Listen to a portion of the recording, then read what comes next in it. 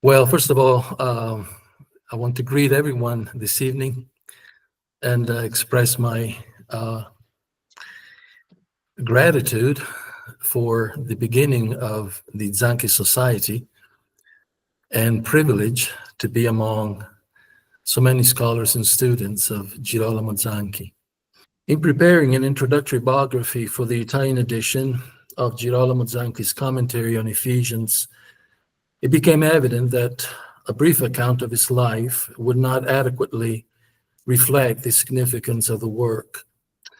Given the importance of this commentary, both from an historical and theological perspective, and considering its monumental size as a 4-volume set exceeding 1,500 pages, a more comprehensive biography was clearly necessary.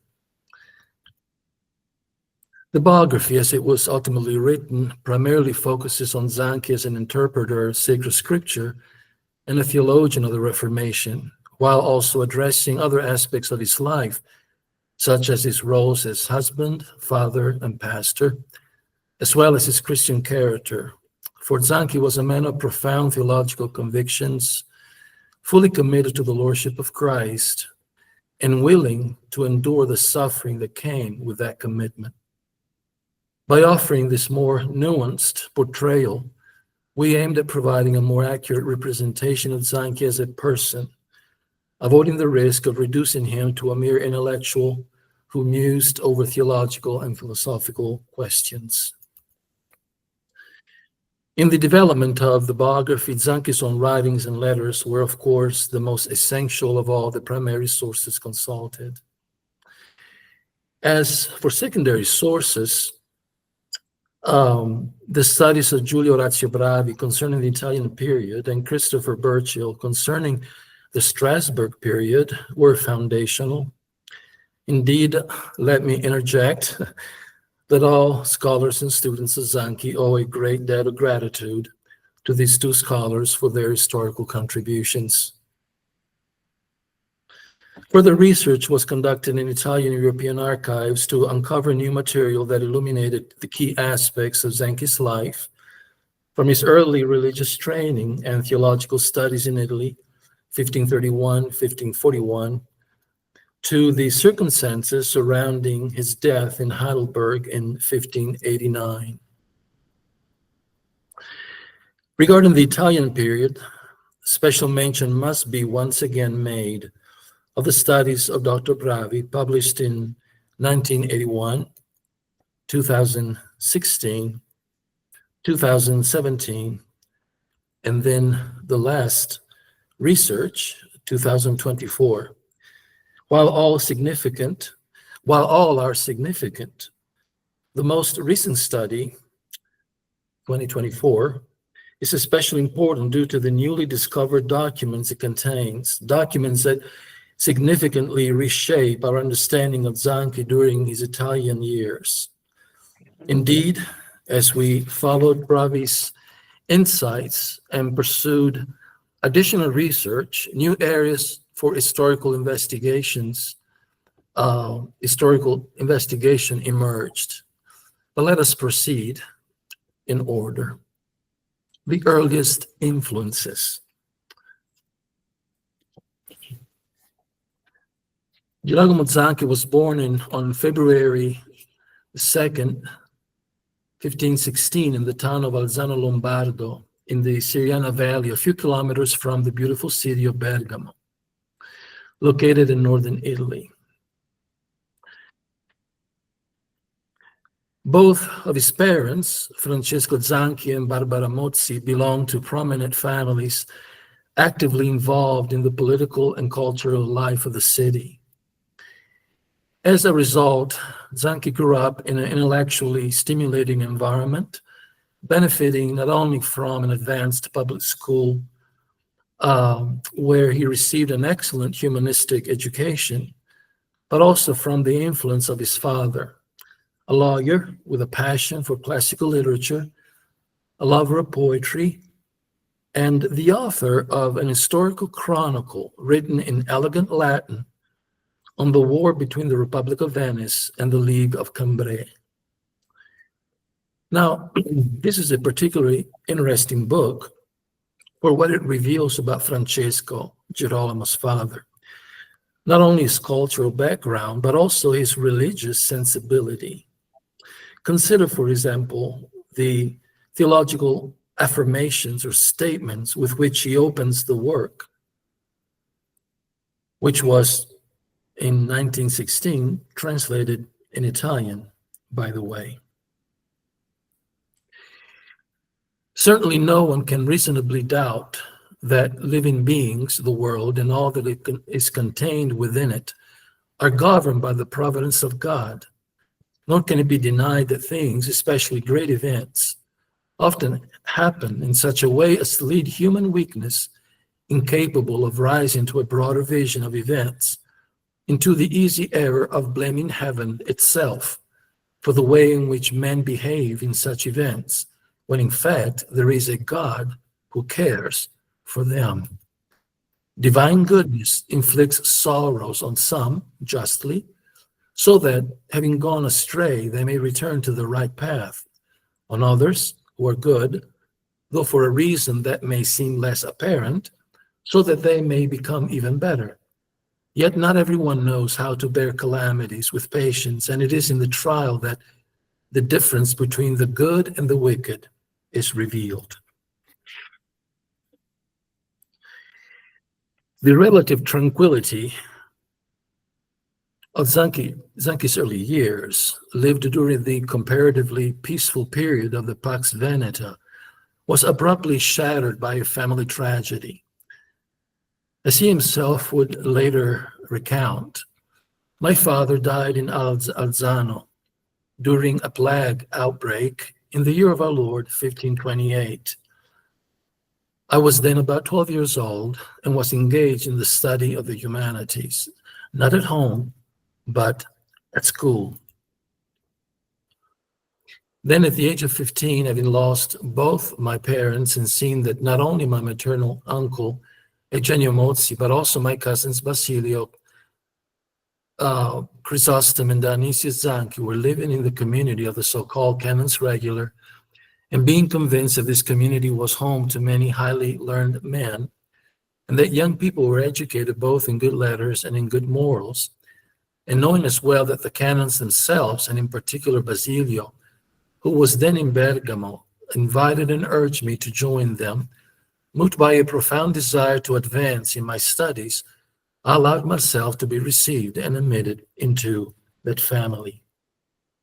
Upon his reception into the monastery of Santo Spirito in Bergamo, which belonged to the Lateran congregation of the canons of St. Augustine, Girolamo was placed under the care of the master of novices, who guided him through the entire process of initiation into monastic life.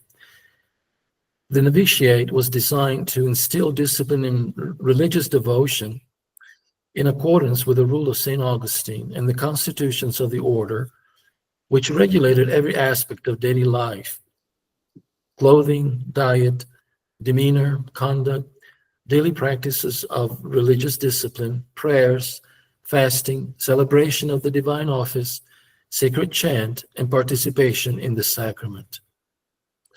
This is in fact another area that calls for deeper research and fuller explanation. Such work can be pursued generally by examining the constitutions observed by the Lateran canons in Italy, specifically those promulgated under Pope Martin V in 1421, which were substantially reproduced in this important volume by Eusebio Amort, published in Venice in 1747. Since the canonical profession of vows could not be made before the age of 18, Zanchi remained a novice for 3 years. However, this did not prevent him, starting from his second year, from beginning and completing the first phase of his education, which included Latin grammar, scholastic logic, classic rhetoric, and Aristotelian philosophy. As a result, in 1534, having completed his novitiate and made his solemn profession, he was immediately able to proceed to the second phase of his studies, which focused on scholastic theology and canon law. This then presents another valuable area for historical investigation. What can we learn about the monastery of Santo Spirito in Bergamo during the years Zanchi resided there? What events took place during those years? Who were his earliest teachers? Some answers to these other related questions might be uncovered through research in the convent's archives. What we do know is that among the various teachers and lecturers who contributed to Zanchi's formation or education, the most influential was undoubtedly the prior of the monastery himself, who was responsible, let us remember, for overseeing the theological, spiritual, and intellectual development of the canons under his charge. His role also involved enforcing monastic discipline and guiding the canons in their daily routines of prayer, study, and work. Now, we know that the prior of the monastery of Santo Spirito was Valeriano Olmo, a distinguished theologian who had earned his doctorate at the University of Padua and was renowned for his religious writings. These writings have been partially preserved in this book.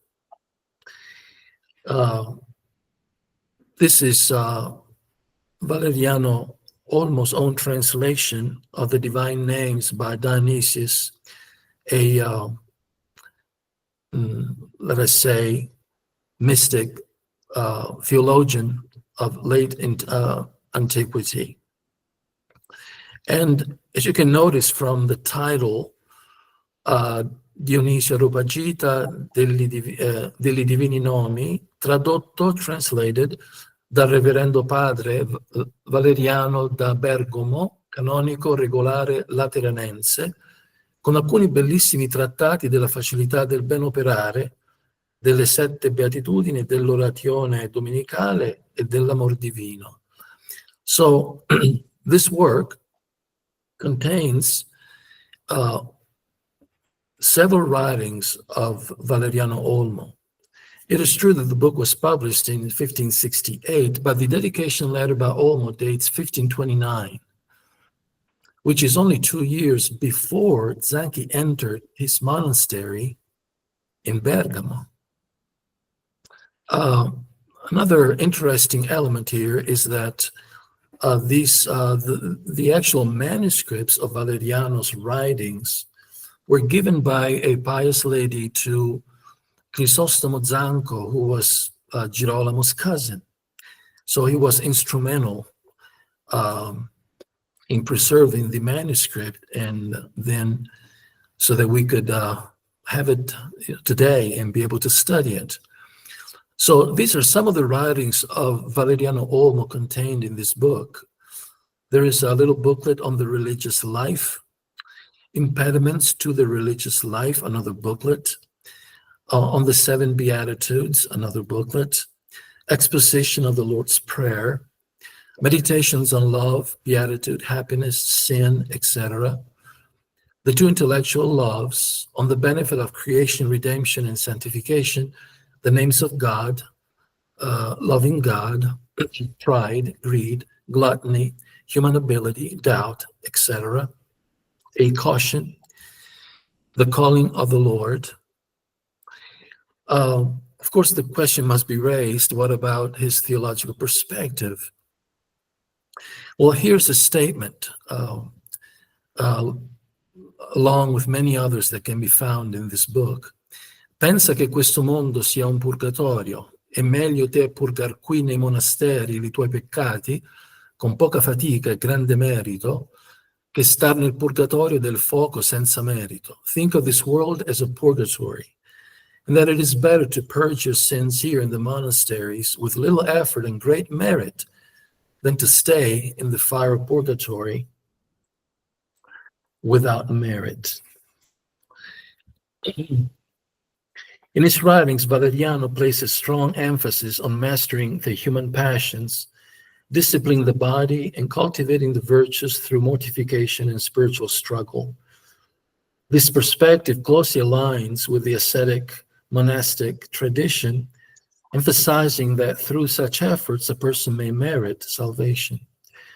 However, this view ultimately stands in sharp contrast to the original Augustinian position, which insisted on the absolute gratuity of grace in the work of salvation. This contrast helps us to understand that although the Lateran canons followed the rule of St. Augustine, they were so deeply shaped by the medieval monastic tradition and the semi-Pelagian tendency of much of scholastic theology that effectively departed from the authentic Augustinian tradition, which placed at the very heart of its theology the soul's absolute dependence on the grace of God. What about Zanchi? He most certainly received as divine truth all that he was taught to him, all that he was taught, and similarly to Luther, strove to purge his sins by the merit of his own good works through his earthly purgatory. But a day would come when his eyes will be opened to a completely different understanding. Years later, while commenting the epistle to the Philippians, he wrote, "You young men only know on the basis of Scripture whether or not the works and rites of the law justify. Old man that I am, I also know this on the basis of lengthy experience, because I've never become better by them." Until quite recently, it was thought as most probable that after completing the initial stage of his theological education in Bergamo, Zanchi had been sent to continue his studies in the monastery of San Giovanni di Vergara in Padua. Recent research by Bravi, however, has demonstrated beyond any doubt that in 1536, Zanchi was instead sent to complete his education at the monastery of Santa Maria in Porta in Ravenna. In fact, the Portuense canonry, in addition to being one of the most important and influential in the history of the congregation, was also home to a prestigious center of learning, where the most promising canons were sent to refine their knowledge of Latin and Greek, develop a solid understanding of Aristotelian philosophy and Thomistic theology, and perfect their skills in oratory and public disputation. 5 documents have been found in the State Archive of Ravenna identifying Zanchi as one of the canons of the monastery in the years 1537, 1538, and 1540. What is most significant about these documents include the names of all the canons present in the monastery at the time, allowing us not only to identify Zanchi's fellow students, but also the names of his teachers. This is Zanchi's own name present among the canons in the monastery, and this is the list of his teachers. Besides the 2 regents of the Institute during these years, Francesco da Vicenza and Michele da Imola, the other teachers were Silvano da Vicenza, Innocenzo da Ravenna, Augusto da Bologna, and Basilio da Bergamo. Notice this last name, Basilio da Bergamo. This is none other than Zanchi's cousin, the very person who, more than anyone else, had urged him to join the Lateran canon back in 1531. Highly esteemed for his exceptional linguistic and cultural expertise, Basilio had been a member of the monastery's teaching faculty since 1533. Indeed, in light of Basilio's influence on Girolamo as a canon and as a linguist, and as a theological teacher, further research would be both appropriate and worthwhile. Basilio left us several works, including books on scriptural and theological matters. And what makes this all the more meaningful is that Basilio ultimately embraced Zanchi's evangelical message and arrested in 1557 was cruelly killed in the prisons of the Inquisition as a heretic. As Latino Latini recounts in a letter to Andrea Masio written in Rome in January 1559, Zanchius, during the storm of the apostates, long ago died, worn out by the severe pain of imprisonment. And then we have another statement by another writer of the time: the wretched and most unworthy death of Basilio Zanchi, a most excellent poet and a man of uncommon learning, has utterly robbed me of all joy. Who could endure without the greatest indignation that he was so ignominiously tormented, so bitterly, so cruelly put to death? Notice also this other name that appears on the list of the canons who studied in Ravenna with Girolamo Zanchi, Arcangelo da Parma. The interesting thing about Arcangelo da Parma is that he appears again in the studies by Philip McNair on Peter Martyr Vermigli as one of the abbati that during the chapter of 1542 spoke very highly of Vermigli, as he was confirmed prior to the monastery in Lucca.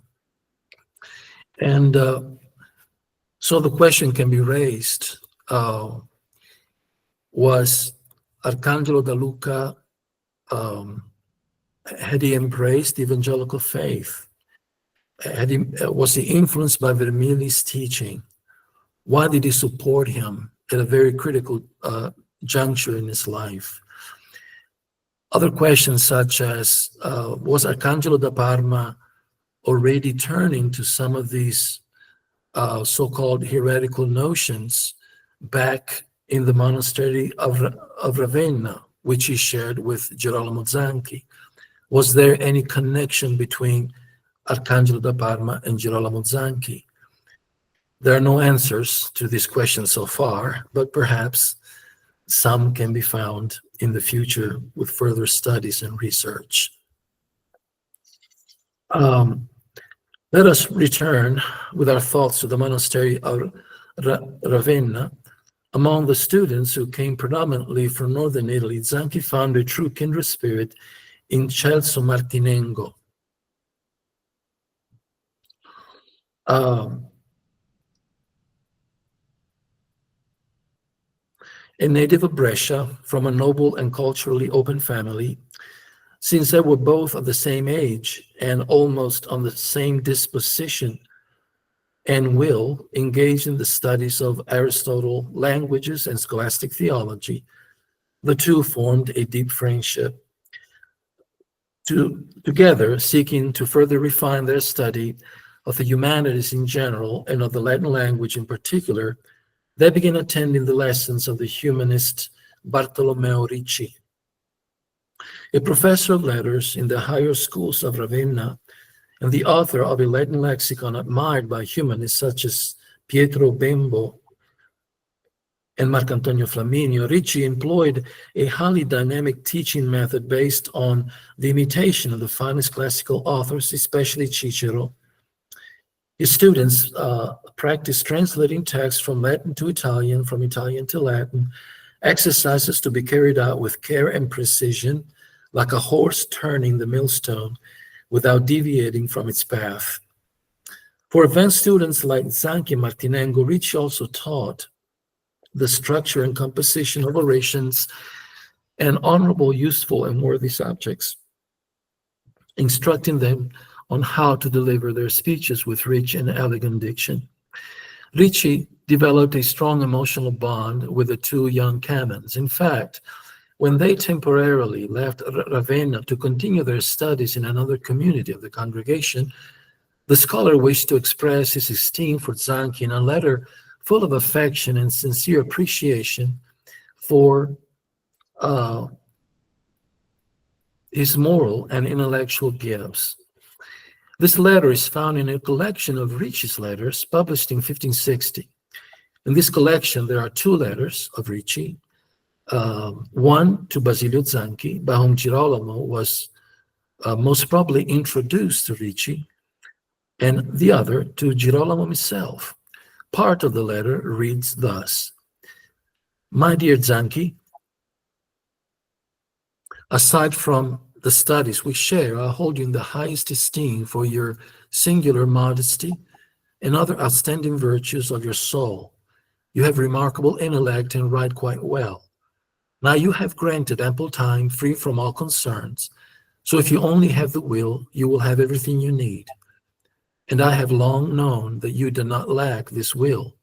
So take up your pen and compose something worthy of you and the expectations of your friends."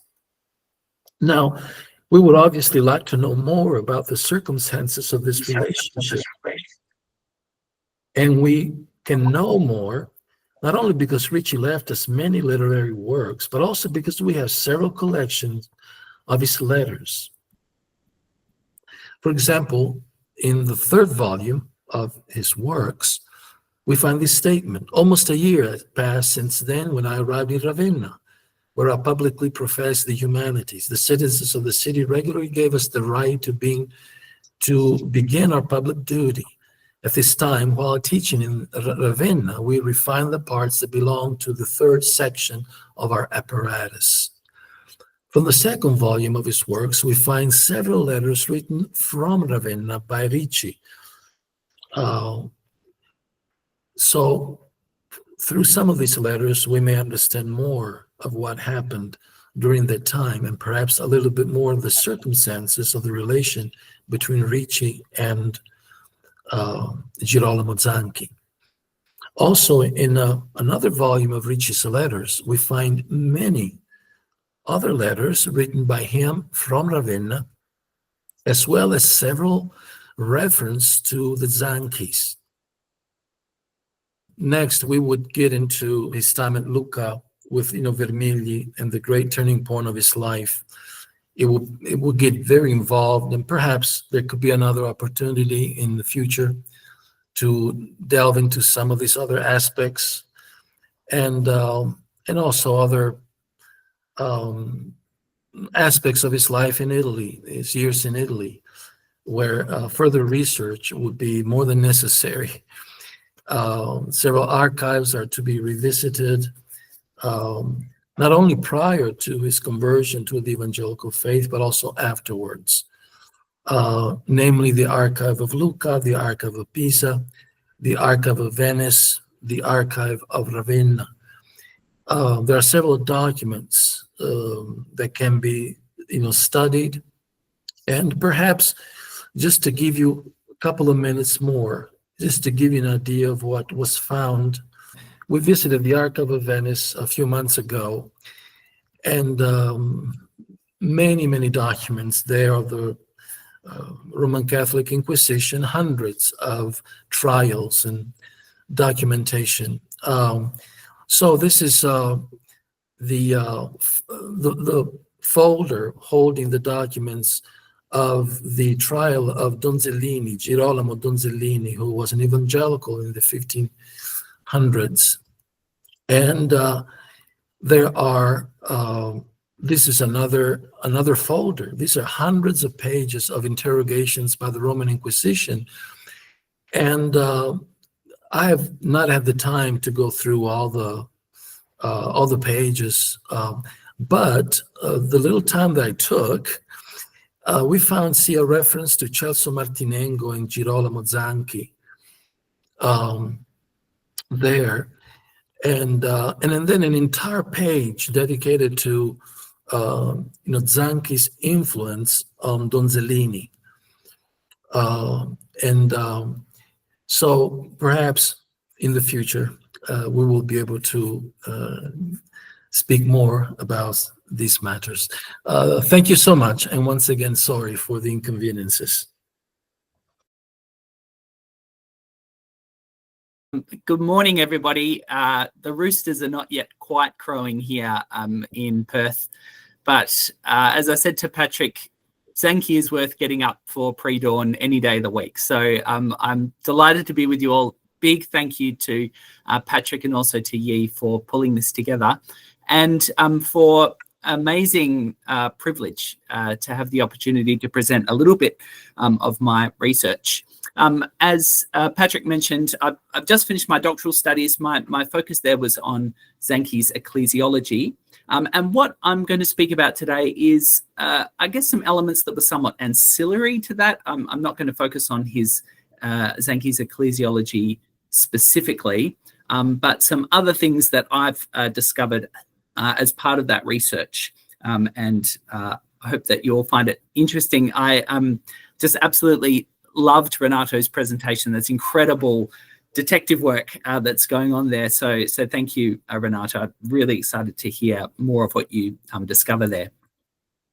So as Patrick mentioned, I've titled this presentation Calvinist Thomism, Broadening Our Sense of Zanchi's Intellectual Character.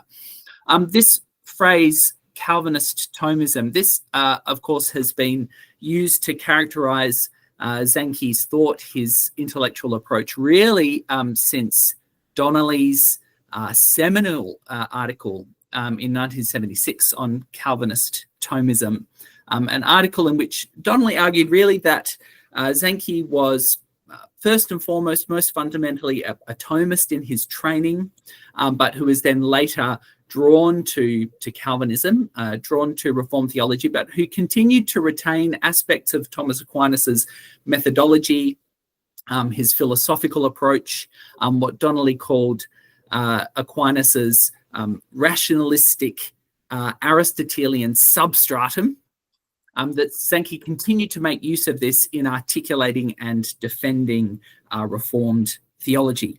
And as a result of Donnelly's work, this moniker, Calvinist Thomist, has really stuck. Donnelly spoke as much about Peter Martyr Vermigli as Zanchi in that article, but it's Zanchi who's regularly been referred to as a Calvinist Thomist. Still to this day, he is described in this way in things that have been published more recently. But through the course of reading Zanchi, researching him, I've really come to the view that Calvinist Thomist probably isn't the most apt descriptor of Zanchi. I don't think it's entirely without usefulness. It certainly picks out something that's important about Zanchi's thought. But if it's taken too absolutely, too simplistically, in an unqualified way, then it does run the risk of obscuring what is actually a remarkable intellectual breadth to Zanchi's thought and theological output, even to the point of misrepresenting him. And I mean, of course, Donnelly himself acknowledged this. Donnelly wanted to say Zanchi is not a Thomist in any unqualified way. And I think that's right. And so I just want to share a little bit of what I've discovered in this regard, some things that I think should inspire care and caution before we refer to Zanchi as a Calvinist Thomist. Just two brief caveats. One is that these insights, they're not entirely new. I'm really drawing attention to and hopefully extending and confirming things that have been said by other scholars, and I'll make that clear as I proceed. I must say, at the moment present in this meeting are many people without whom I could not have completed my doctoral studies because they appear in the footnotes of my PhD. So I'm a little bit starstruck as I see the list of eminent Zanchi scholars. But in that regard, I'll draw attention to that as that applies to this topic as I go. A second caveat is that in my view, the most important thing for Zanchi as a theologian is the exegesis of scripture. That's what is at the heart of things for him. He's in many ways a biblical theologian. And so in drawing attention here to some intellectual sources which play an important role for Zanchi, I'm not suggesting that these are in any way kind of a key driving principle for him. They are really just that, intellectual sources which he draws upon and deploys for the purpose of expositing scripture in accordance with the analogy of faith, which is what he really sees the task of theology as being all about. So I have 3 headings here. I'm not sure we'll get through all of them, but I'll do my best. We'll see how we go. So firstly, in Zanchi, I think we find not just Thomism, but also Franciscan lines of thought. When Zanchi is referred to as a Thomist, usually what's in view is his doctrine of God, or certain doctrines that are sort of immediately attendant upon his doctrine of God. So, for instance, the way in which he speaks about certain classical divine attributes, divine simplicity, and so on, the way he articulates predestination and grace in relation to divine providence, his understanding of analogy, how creaturely language is predicated of God, and through all of this and elsewhere, his use of Aristotelian conceptualities. And it's argued in each of these ways, Zanchi aligns with, shows strong resonance or dependence upon Aquinas. And so he does. Aquinas is undoubtedly a critical source for Zanchi. But it does seem to me that there are some significant exceptions to this, of which we need to take account, not least in his doctrine of God. Now, as I said, there are a number of scholars who've already highlighted some of these. So Muller, all the way back in Christ and the Decree, Muller suggests that the way in which Zanchi orders the divine attributes, some of the divine attributes, may reflect something of a Scotist influence. Also, Harm Goris, in his terrific chapter on Thomism in Zanchi's Doctrine of God, he highlights ways in which Zanchi's account of divine simplicity is resonant with Thomas, but then also at the end shows how Zanchi's introduction of a notion of an order of nature with regard to the divine attributes sits ill at ease with Thomas Aquinas, seems to indicate something more of a Scotist account. In each of these, I should also mention Stefan Lindholm has said we need to be cautious, not too hasty, before we draw clear lines of influence here.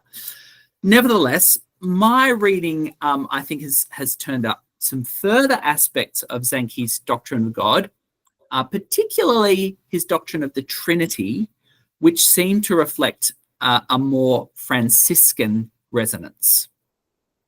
So let me just mention a few. Firstly, we find in Zanchi, in the manner in which he distinguishes the persons of the Trinity, an emphasis upon emanation over relation. Now, for these terms, I'm drawing upon the work of Russell Friedman, his study of late medieval Trinitarianism.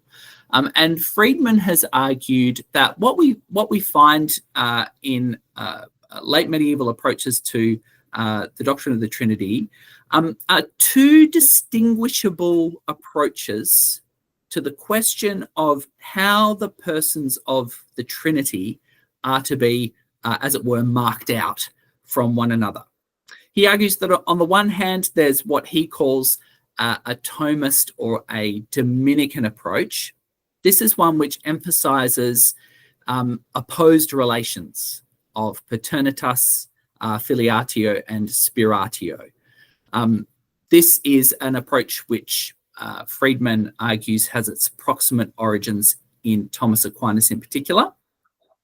In contrast to that, there is what he calls a Franciscan approach, which emphasizes the emanations, that is, the ways in which the divine persons are from in the life of God, and which constitute their distinct modes of subsisting. And Friedman, he makes the case that this approach has its proximate origins in Bonaventure. I should say that Friedman is really clear that the difference here is very much more a matter of emphasis than one of mutual exclusivity.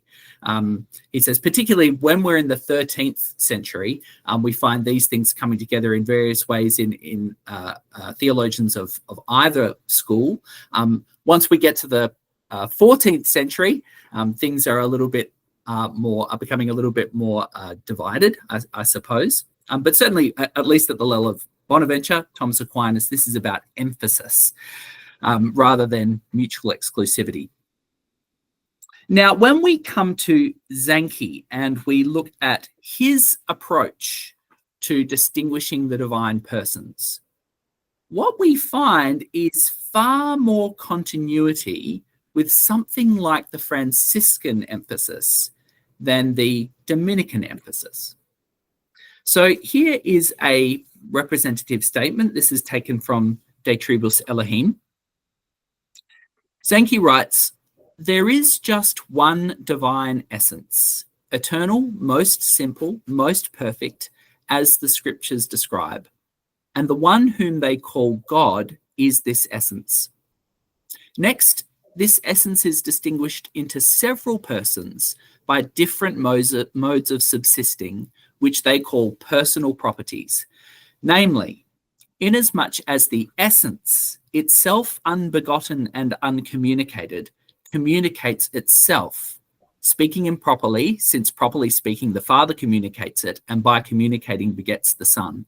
Inasmuch, I say, as the essence, itself uncommunicated, communicates its whole self through an immanent act, which the scriptures call begetting, to that extent it is named and is the Father. The same essence communicated from the Father through an immanent act, as I've said, which is called begetting, is called and is the Son, and he is properly called begotten. Lastly, the same essence, inasmuch as it is wholly communicated from the Father and the Son through an inexpressible act, which they call procession, is called and is the Holy Spirit, who for this reason is also called the Spirit of the Father and the Son. And he is properly said to proceed from the Father and from the Son. So we see that the very same essence, by different hypostatic properties, like different modes of subsisting, as Justin says, constitutes different persons, distinct indeed between themselves, but not divided, nor dissimilar, since all stand together as one and the same, not only in nature, but in essence, distinguished by different modes of subsisting." So you notice here how it seems for Zanchi that it really is emanations, or what he calls here communications of the essence, which constitute the modes of subsisting and personal properties, and which therefore provide the avenue for distinguishing the persons from one another, rather than the category of opposed relations. Indeed, the language of opposed relations, as far as I can tell, does not appear anywhere in De Tribus Elohim. And even the concept doesn't seem to play an enormously important role. There's just one place where Zanchi contrasts the paternitas of the Father with the Son's filiatio in the context of distinguishing them from one another. Just once. In, I think, virtually every other occasion, his focus really is upon these communications or emanations as constituting the modes of subsisting of the persons, and therefore the avenue of distinguishing them. Furthermore, point B, we find in Zanchi that this notion of relation is held within and is placed logically and conceptually after emanation. And this, again, is another typical feature of the Franciscan approach, which Friedman highlights. We can get at the significance of this by asking a very crude and rough and rather improper question, which is this: is the Father because he is the unbegotten begetter of the Son, or is the Father the begetter of the Son because he is the Father? That is, does emanation give rise to relation, or does relation give rise to emanation? Friedman's made the case that the broad Dominican answer to that question is that the Father generates because he is the Father. That is, the relation of paternitas, that is conceptually prior to emanation. Whereas the broad Franciscan answer to that question is just the other way around. The Father is the Father because he is the inascible, the unbegotten begetter of the Son. In this Franciscan approach, emanation is conceptually prior to relation. And again, it's the latter, it's the Franciscan approach as Friedman characterizes it, which seems to be Zanchi's view. Now, this is already reflected in that first quote, which I read to you. You notice around 3 lines down there, where Zanchi says that inasmuch as the uncommunicated essence communicates itself, it is named and is Father. The relation is emerging, as it were, from the emanation. We see it also in this second quote, which again comes from De Tribus Elohim, where Zanchi says, when we say person, or for example, son, we say 2 things. First, the essence, which is common to all and is one. Next, the proper mode of subsisting, by which it comes about that it is such a person and not another. For by the proper mode of subsisting or relation, one person is distinguished from another, as the Father is from the Son, because that unbegotten one begets, while the other is begotten. So you see here in this quote, for Zanchi, it is by that proper mode of subsisting that a person is such a person and not another. And this distinguishing mode of subsisting is identified by him with the emanations.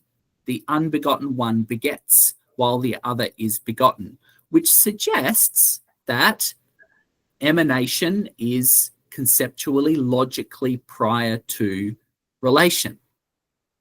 But also, you can see here the term relation appears, but it is set in apposition to the proper mode of subsisting as another way of speaking about it. That proper mode of subsisting being, again, the emanations. And so relation is identified with, or as it were, held within, nested within the notion of emanation.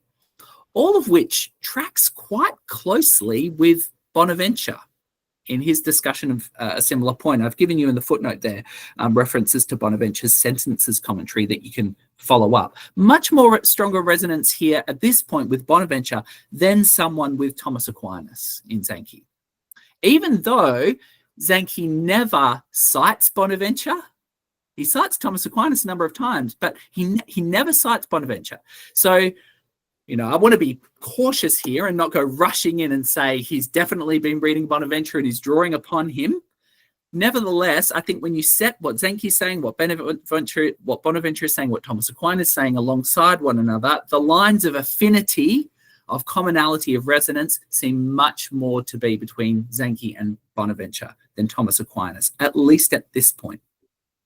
So here are some, I'd suggest, not insignificant ways in which Zanchi's doctrine of the Trinity is less Calvinist Thomist than we might have expected.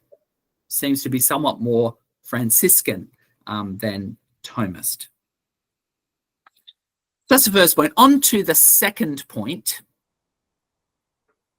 which is that in Zanchi we find not just Aristotle, but also a fairly healthy dose of Neoplatonism. Zanchi is often upheld as a kind of preeminent example of Reformed Protestant use of Aristotle, and so he is in many ways. However, one of the main points for which I've argued in my thesis is that if we are looking for philosophical sources for Zanchi's work, it's not just Aristotle. Neoplatonism is also a key contender, which is at work in his thought. Again and again, as I was looking, as Patrick mentioned, at Zanchi's ecclesiology and at his understanding of the unity of the church in particular, again and again in his articulation of this from Scripture, we find Zanchi drawing upon key Neoplatonic themes: participation in the one, exemplarism, the notion of the diffusiveness of self-diffusiveness of the good, exitus and reditus, monos, prootos, and epistrophe. Each of these play a key part in Zanchi's presentation. Now, again, this is not an entirely new discovery. So Donnelly, in his work, he refers to Zanchi borrowing from Plato and also borrowing from the Florentine Neoplatonists. Also, Eric Parker, in a more recent chapter from a book on Cambridge Platonism, Eric Parker has done some great work in showing the way in which Zanchi draws upon the pagan Neoplatonists very favorably. My own study, therefore, has really just confirmed this and has sought to build upon it a little bit. So let me, again, just give you one example. Once again, this comes from De Tribus Elohim, of these Neoplatonic themes which are coming through in Zanchi's work. So this little section, the context here is a discussion of Jesus's prayer at the end of John 17, where Jesus prays for those who will believe through the testimony of the disciples, and Jesus prays that they will be one as he and the Father are one.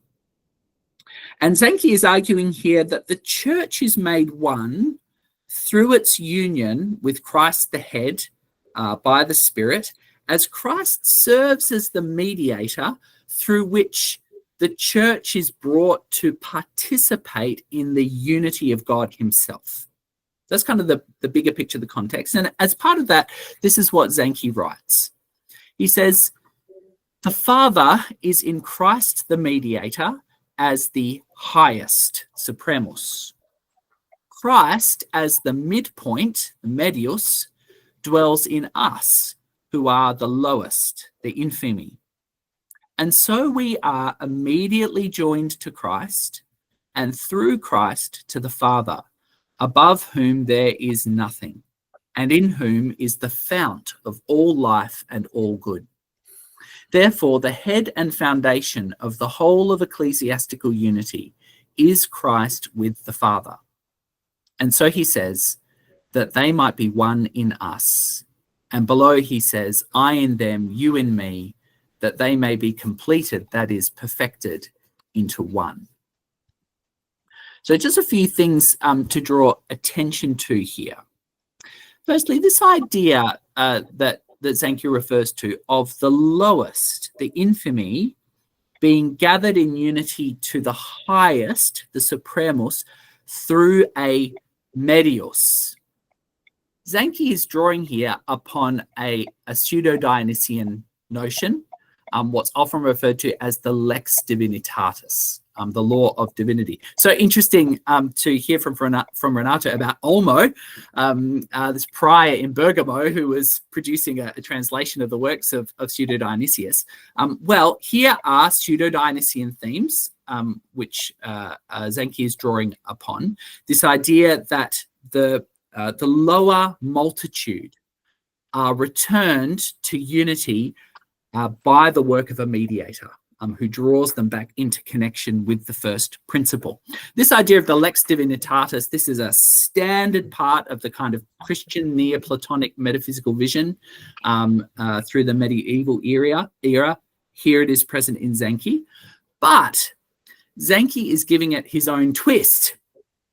So when you look at those earlier uses of the lex divinitatis, usually thinkers draw upon it to refer to angelic hierarchies or ecclesiastical hierarchies as instruments of unifying mediation, following Pseudo-Dionysius quite closely in this regard. This is how we find Thomas Aquinas using the lex divinitatis.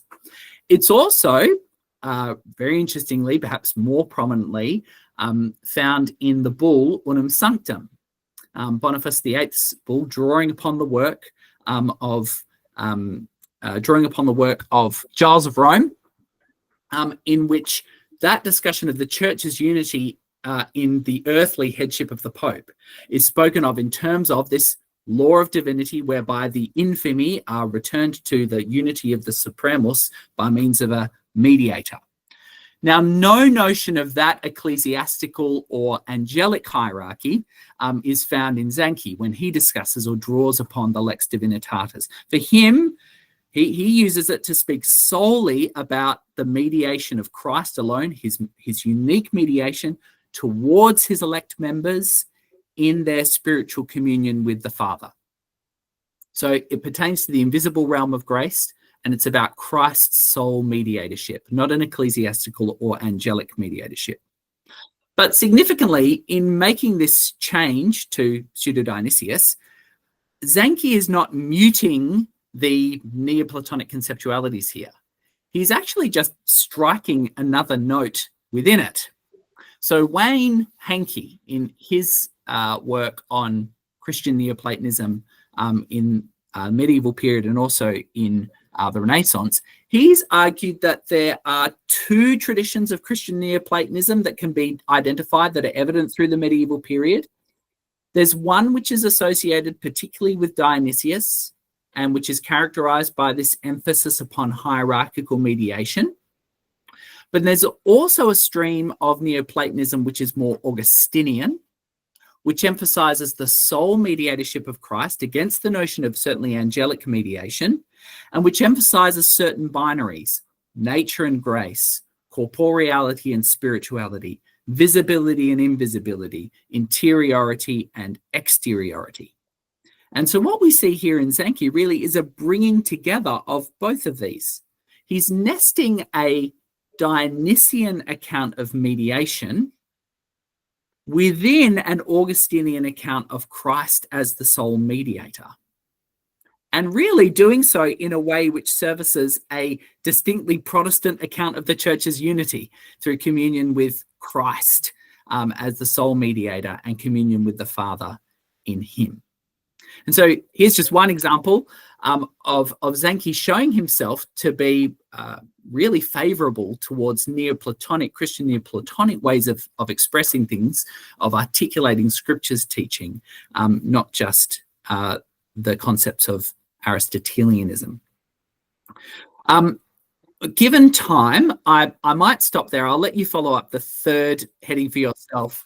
Basically, just what I've sought to show there is how, give an example of how Zanchi, in his exegesis of scripture, deviates from Calvin in certain ways, even when he's familiar with Calvin's own interpretation of his own exegesis of scripture, just to reflect the way in which Zanchi does not feel beholden to Calvin as much as he holds him in respect. Great respect, but also he feels free to strike out independently from him when he believes scripture leads him to do so. I'll just finish by saying that in highlighting this breadth to Zanchi's thought, I'm not wanting to say that he's really a Calvinist Scotist or really a Calvinist Bonaventuran or something like that. What I've sought to show in my dissertation is really that probably the best way of understanding Zanchi is that his thought is really characterized by a kind of harmonizing eclecticism, whereby he is happy to draw upon articulations of truth wherever he may find that, theologically or philosophically, and draw it together harmonically for the purposes of expounding Christian faith from the scriptures, because he believes that all truth, wherever it may be encountered, flows down from the divine wellspring of truth, which is God himself. So there's a method of harmonization which Zanchi wishes to adopt in his thought. But let me leave it there and say thank you very much for your attention, and thank you once again to Patrick and Yi for the invitation to present this morning. What I'm going to be saying over the next few minutes is actually very different from what our two predecessors have said. Above all, I'm not specifically involved in theology. I'm not by training really a theologian, and I have not been working in this field for a very long time. What I have always been passionate about is trying to discover in the archives, perhaps in correspondence, a lot more about the character of the people concerned. And I think that if we can start by understanding Zanchi's character, especially after he moves from Italy, which is an enormous existential change as far as he's concerned, in terms of language, in terms of money, in terms of status. He finds himself in a very, very different situation. And that's something that I think played out to a great extent in his subsequent career. After he studies in Geneva for a year, curiously enough, he never seems really to introduce himself to Calvin. Why? Is he just too modest? There's something questions like that which seem to me to play a role in terms of his character. He's someone who is extremely learned, who is passionate about his studies, and yet who is a little reluctant sometimes to push himself forward. He then moves to Basel, intending to follow Peter Martyr to England by going north up the Rhine. But fortunately, while he's in Basel, he receives an invitation to come and teach here in Strasbourg. Now, the point is that the Strasbourg Academy is nothing like the kind of learned schools that he is used to in Italy. It's a small humanist academy. And over the time that he is there, he does encounter quite a lot of problems. But there are several dimensions to his existential basis, if you like, that briefly I would like to look at. The first is his commitment to rediscover an identity for himself in the family. He has his associations when he's in a community in Italy, but that's gone. He doesn't really have a community once he moves to north of the Alps. And what matters to him, once he gets a job in Strasbourg, first thing he does, he goes to see Silvio II Corioli and agrees to marry his daughter, Violante.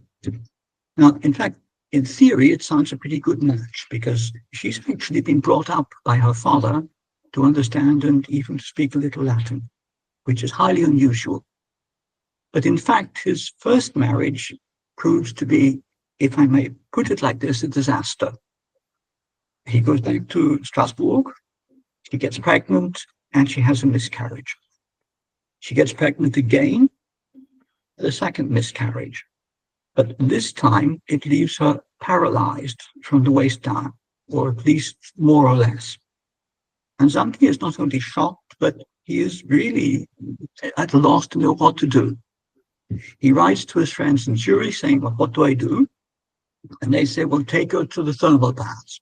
So he takes her 3 times to the thermal baths, actually spending a lot of the dowry that he had received from Corioli. That doesn't actually work very well. In fact, and she dies following his return to Strasbourg. And then Zanchi writes actually what is a nice letter to Silvio II Corioli, in which, and this I think is something that was expected of people within the Reformed tradition at the time. He describes her last hours that he spends with her, and how, in fact, at the end, she called upon her Savior, etc., and so they can be confident that she has been redeemed.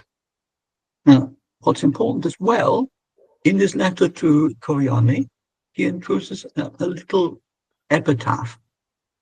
It's not brilliant poetry, but it's actually quite nice, and it really shows that Zanchi has a certain feeling for Violante Corioli, even though it has left him actually having spent most of the dowry that he had received from Corioli. And so when Corioli then says, well, look, you know, can't you give me some of it back because she only survived for a couple of years? Zanchi says, well, actually, I've spent it all taking her to the baths. He returns to Strasbourg alone. This time, Peter Martyr is back. But fundamentally, he wants to get married again, and it takes another year before he meets Livia Lumaga, who comes from the Graubünden area between Italy and Switzerland. She, in many ways, is a much better marriage in the long term. They spend the rest of their lives together, and she outlives him. She has problems as well in bringing into the world children. She has twins after a couple of years, but unfortunately they both die as well after a couple of weeks. And Zanchi writes to Bullinger a very, very emotive letter in which he asks Bullinger, please, please pray that I may be given and granted the children that I so long for. But it still takes another, I think, 4 years, just before he leaves Strasbourg, before his daughter arrives. And his daughter is really, in some ways, the center of his life from there on. He's delighted. His eldest daughter, I'm sure that most of you know that, men like having a daughter. But in any case, she really is something that's fundamental to Zanchi's life. He then has 2 other daughters, and I think Patrick said that in the end he has something like 8 children. I think I gave up counting at 5. But the important thing is that Lili Costanza, his first daughter, is really in some ways the love of his life.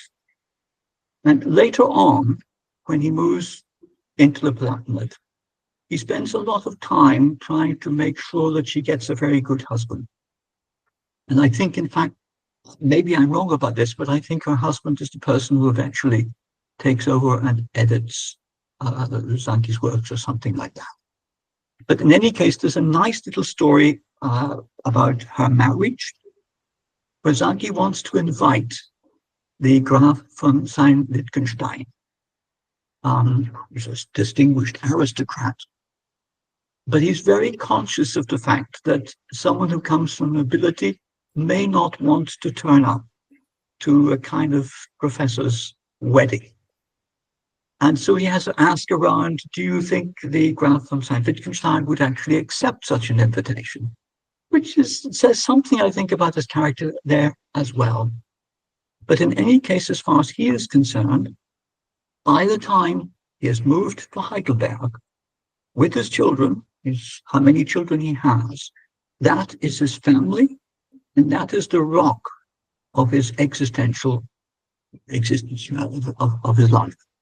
In a way that, of course, before leaving Italy, he had the community. And I think that that's something of great importance. And it introduces a second point, which is a little bit more complicated to explain. And that is how Zanchi's attitude to money, I don't like using the word money, but how his attitude to having a stipend, to having a fellowship, to having a canonry changes over the course of time. When he goes to Strasbourg, he doesn't really ask how much money he's going to get. He's happy to be able to succeed Peter Martyr in the canonry at St. Thomas. But in fact, when he gets to Strasbourg, it doesn't really work out. First of all, because Peter Martyr returns and takes over his own canonry again. Zanchi has to wait a further 2 years before he himself gets a canonry on the chapter. And up until then, he simply has a basic stipend, which is not the same. And so financially, he is in some problems, especially because of the problems with Violantis Coriolanus. Later, towards the end of his period in Strasbourg, he has a lot more financial problems, not least because of his dispute with the Lutheran pastors. He has to undertake at least 2, I think, trips around some of the South German towns to try and get support for his theses, his disputed theses on the Eucharist, but also on predestination, which is really a controversial subject at the time. He spends quite a lot of money, and he has to borrow money from the chapter. Now, part of that is remitted when he leaves Strasbourg, but to refund everything, to repay everything, he has to wait until after the publication of the De Tribus Elohim, which is a financial wonder as far as he's concerned. He makes an enormous amount of money once it is accepted, as with the Imperial Imprimatur, it can be sold in Catholic parts of the empire just as well in Protestant. And that makes a big, big difference to it with the second edition. At the same time, he has been living in Chiavenna, and he comes to the conclusion, I think, something that's maybe one or two of Renato could tell us a bit more about, In Chiavenna, there's a plague, and that reflects, I think, a little bit what Renato said earlier. He's conscious of the disaster that plague can represent. So he takes his family into the mountains. He concentrates on his own work and studies. He doesn't really seem to be a very successful pastor in the church. There are lots of disputes, and somehow he's not really that popular. And he seems as well to be very pleased when he has the opportunity then of moving to Heidelberg, the University of Heidelberg. It seems a much better place for him to be. It's a university. However, as soon as he gets to Heidelberg, and this is something that has changed, he went to Strasbourg, no questions about money, he just accepted it. He gets to Heidelberg. First of all, he presents the university with an enormous bill for his travel and transport costs from Chiavenna. He asks for about a year of his salary. Every year from then on, he comes back to the university asking for more. And the university responds after a while, look, you're just one of the professors. We can't keep giving you money and nobody else. But when that happens, Zanchi asks his contacts at the court around the elector, and the elector then intervenes and says to the university, you must pay Zanchi what he wants. Now, you can say that that's because he is a distinguished professor and all the rest, but it doesn't make him very popular. I mean, I think that that's something that perhaps we forget too easily. He is not necessarily very popular, but he has got his way. He has got a good salary. He can look after his wife and children. And the other point which happens at the same time is that he has disputes with the university about accommodation.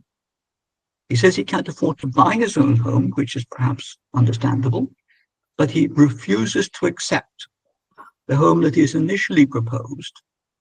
If any of you have ever been to Heidelberg, you know that you can actually go down from the main street to the river.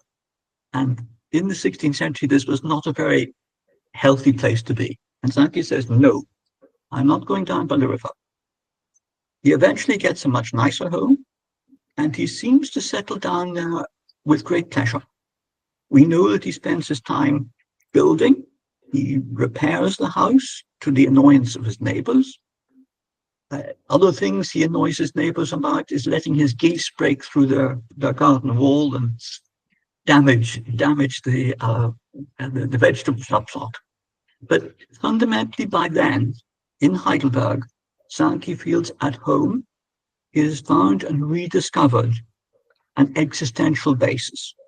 And I would suggest that that's very, very important for someone who has had to leave his own country, to leave his own language, and to find himself very often in circumstances where he is quite clearly conscious of the fact that he is maybe not necessarily very well received. We know in Strasbourg there's a lot of popular hostility. Some people go around and say, oh, who's that man who's wearing Italian clothes? Now, if you like, that's a little bit insulting. The same sort of thing happens actually from time to time in Heidelberg, perhaps because he's not so popular with the professors, but he does continue to have good relationship with his superiors at the court. And then finally, and this is the point that ties in, I think, a little bit with what we heard earlier, Zanchi's passion. His passion is with books. And we know that goes back to a time in Italy. It goes back as well to his time in Strasbourg. Every time it comes to the summer in Strasbourg, he asks a chapter for leave of absence to go to the Frankfurt Book Fair. And he comes back, I imagine, with several new patristic volumes.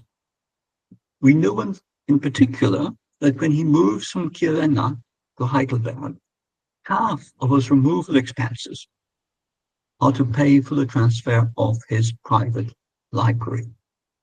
I don't know how many books you can get in a cart, but I think his private library is something of quite significant interest and value. And I like to think myself that when you look at someone like Zanchi, it's not just the vast pile of notes that he leaves to his heirs. I think he was proud as well to leave a very, very good library, which was his passion. He's not so much interested in preaching. He doesn't seem to be a very good preacher, to be honest, my impression. But he's passionate about study. And as long as he has the existential basis, his family, his home, then he seems to have discovered a new kind of happiness, a new kind of contentment. And that, I think, is extremely important if you want to understand how he developed. Now, I have myself just one or two little questions before I finish. There's a question like language. I mean, I think that language is very important. I've spent half my life now here in Strasbourg, and I know that even if you come from Belfast, being able to communicate with people in a different language all the time is not so easy. But for Zanchi, he never communicates in German. He has a certain understanding of French, but I don't think it's a very profound one. You know, he's a member of the refugee community, but that's an awful mess. So fundamentally, his contacts are limited to those people around him, the academy or the faculty, and there are very few. And so in many ways, he finds himself in a situation of existential isolation. He doesn't seem to mind that as long as he has his family and as long as he can continue to study. But anyway, that's just my impression. Maybe I'm entirely wrong, but I will leave it up to you to make any comments or criticism that you like.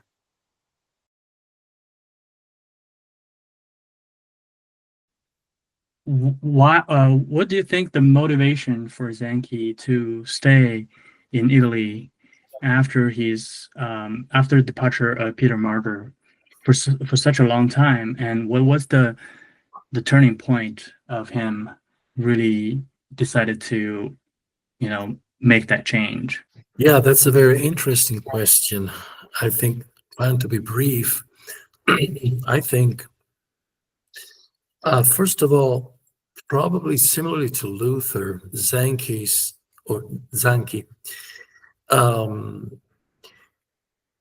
really did not like to break from Roman Catholic religion. I think he tried his utmost to hope that Roman Catholic religion would change. There was a great hope still in the 1540s for a general council, late 30s, early 40s, for a general council that would bring together the Protestant side and the Roman Catholic side and hope for a reconciliation on the basis of justification by grace alone. Aonio Paleario had that hope.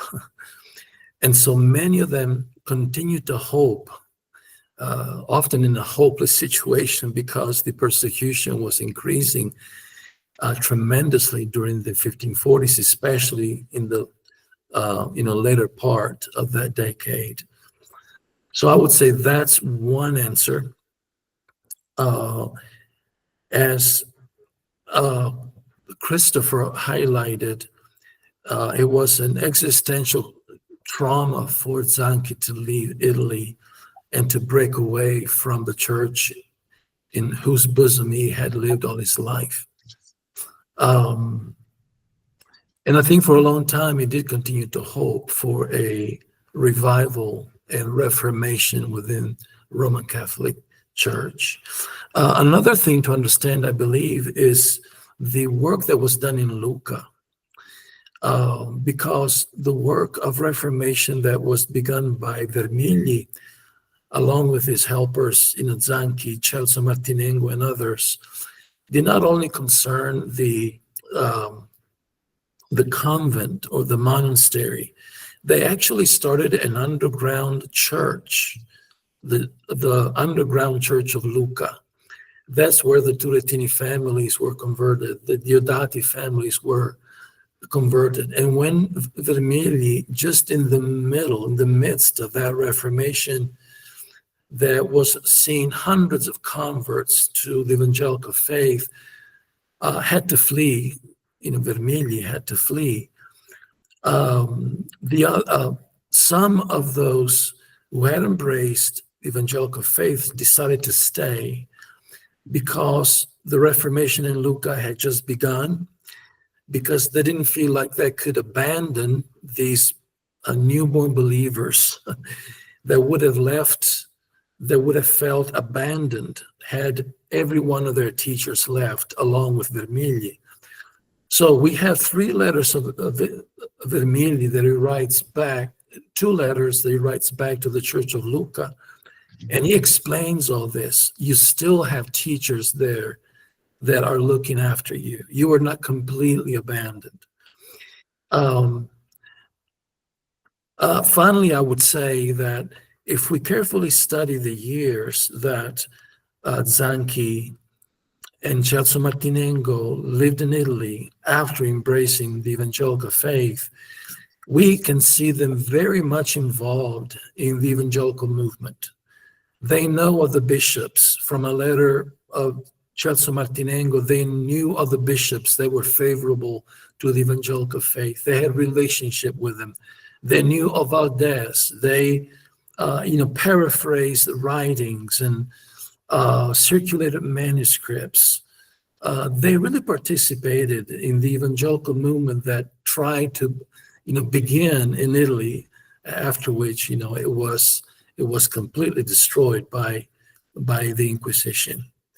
So I think these are some of the major reasons why he decided to stay as long as he could.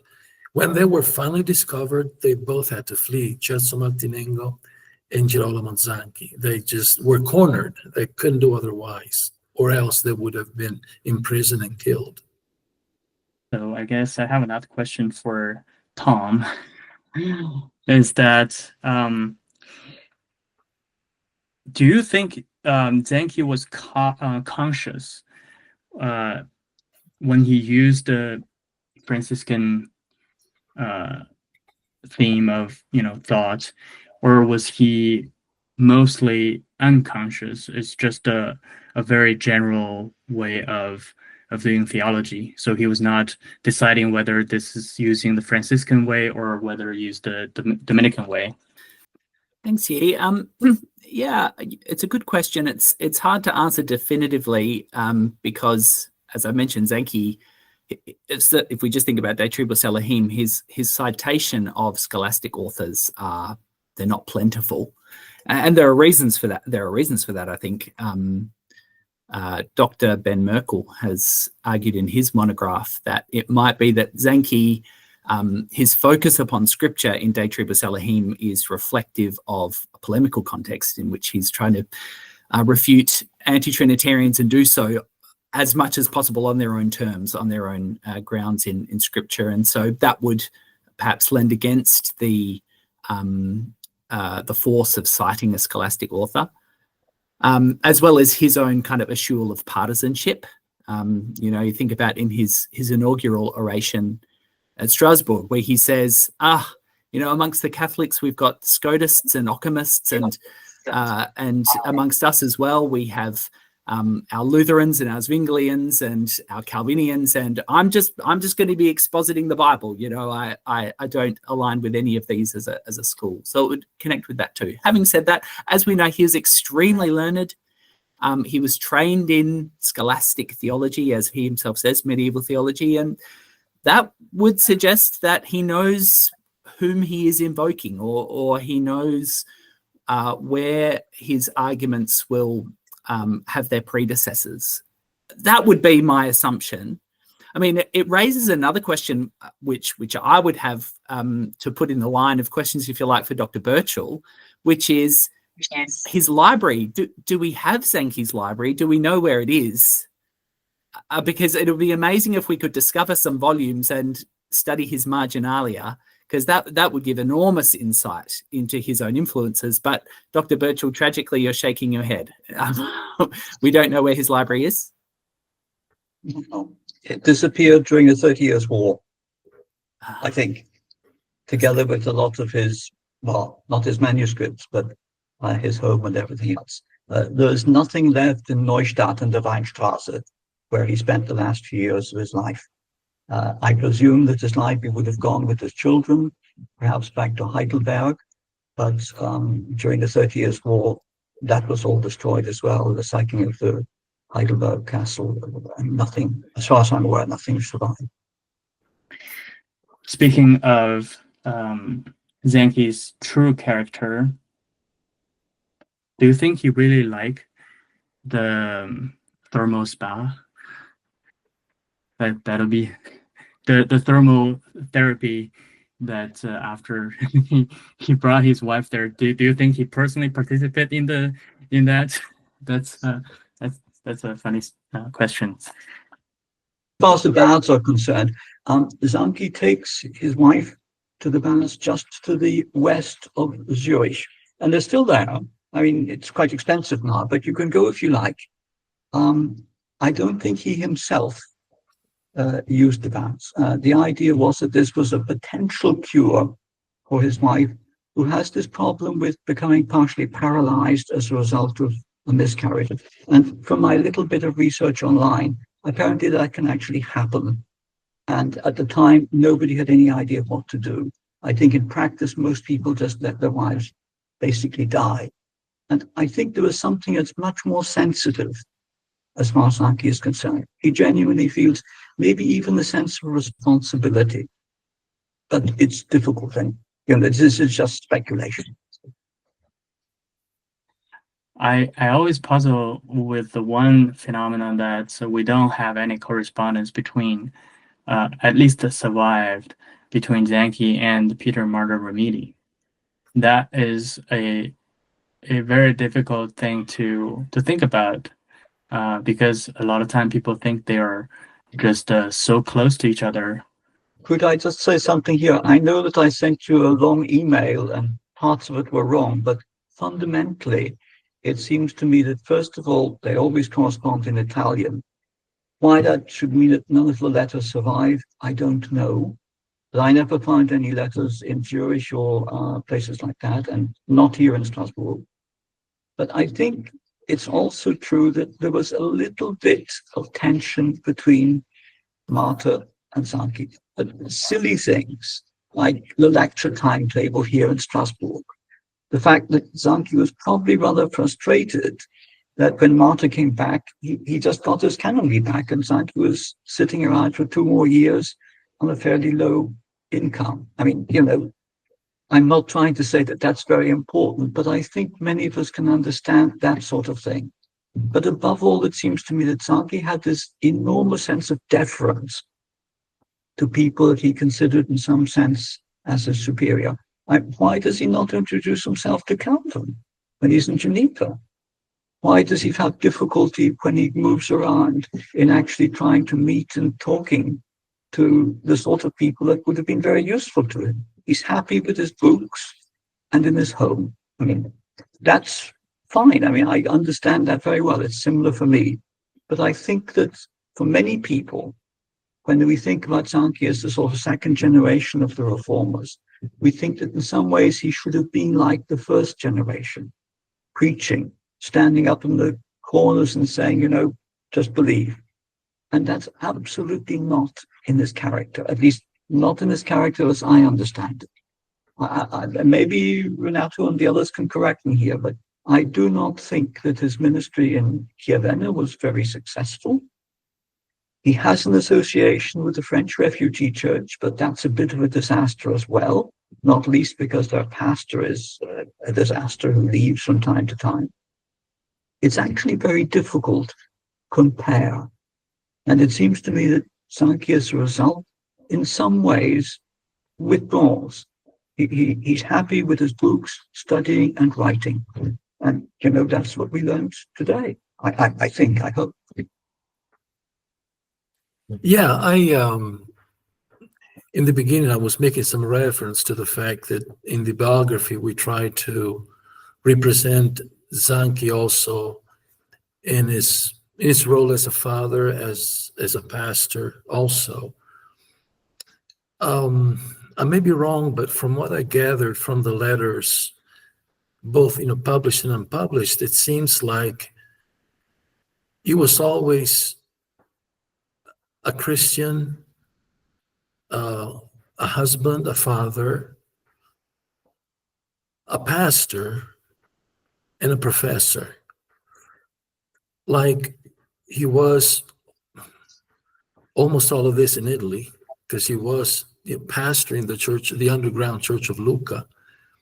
He did a lot of pastoral work underground among evangelicals that were hiding in Italy. We know of several of his relations at that time. When he went to Grigioni the first time, he was involved a little bit with the churches there. And then in Strasbourg, he tried to make himself available in the Church of the Refugees. There was a lot of tension also there with the Lutheran, party. But he did preach there. He did care for the Italians that were part of that refugee group. Then when he went back to the Grigioni and pastored there for several years, there are different accounts of what happens there. So I will not comment on that. We hear a lot from the inimical side. We don't have as much information from Zanchi's side as far as that is concerned. But there is a testimony of a pastor there that said that, Zanchi was more modest in the way he tried to relate the things that were happening, because he did hate contention and, bitter controversy. He never liked that. When he finally went to Heidelberg, it is my understanding that he made 2 trips. The first trip was invited by Frederick III to come and see the work there.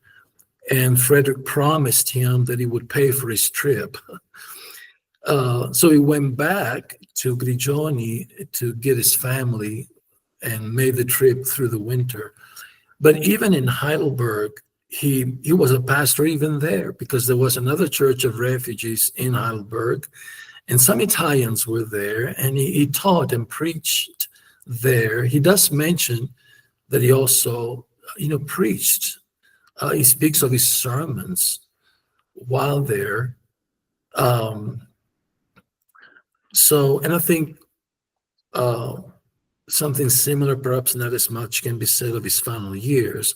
But it seems to me that even though he was more geared towards theological studies and theological writings and book learning, but it did have a passion for the gospel. It did have a big Christian heart, and he was a pastor. He did preach. I'm not sure about the percentage of the amount of labor that he actually did, but he conceived his work in the school as part of this work in the church. He did not see these two as separate. The teaching in school was part of the ecclesial responsibility that he felt. So obviously, his main labor was as a professor of theology. But it seems to me that he never stopped being a pastor and preaching from Sunday to Sunday all through his life. That's what I gathered from the letters. It's not as prominent, of course. It's not as clear, but it is there. That would be my understanding. I may be wrong, but I wonder if I could ask a question of Thom. I'm fascinated. I recently got to teach on the Trinity, and I'm fascinated by the fact that Zanchi focuses on processions instead of relations. And I wonder if, so I have a 2-part question. The first is easy. Do you see the same thing in De Natura Dei? I know he's not focused on the Trinity there, but do you see the same sort of approach there as you do in De Tribus Elohim? And then second, why, if your supposition that he's a sort of eclectic theologian who is using what works, why does that approach fit what he's trying to do in De Tribus Elohim better than a relations approach? Well, on your first question, Patrick, I haven't studied De Natura closely enough to see if there are links there. So it might be that our brother Yi will be able to shed some light on this as he carries on with his doctoral studies. I will say that certainly De Natura, that it is reflective of his use of Neoplatonic conceptualities, I think. So that is certainly reflected there. But I probably couldn't comment at this stage as to how the emphasis upon emanations rather than relations as the mode of distinguishing the persons of the Trinity. I couldn't comment on that, I think, really, with regard to De Natura. And the question of how does that serve his, I guess, his polemical purpose in De Tribus Elohim. I haven't got a clear and definitive answer on that, but one thought, it's possible that by emphasizing emanations as the ground or as conceptually prior to relations, it may be that provides Zanchi with an avenue for accounting for believers being brought to share in the Son's filiatio while maintaining the fullness of his divinity. So there's at least one place where Zanchi seems to suggest that we need to distinguish between the person and the personal property, which again sits somewhat at odds with what Thomas Aquinas would say.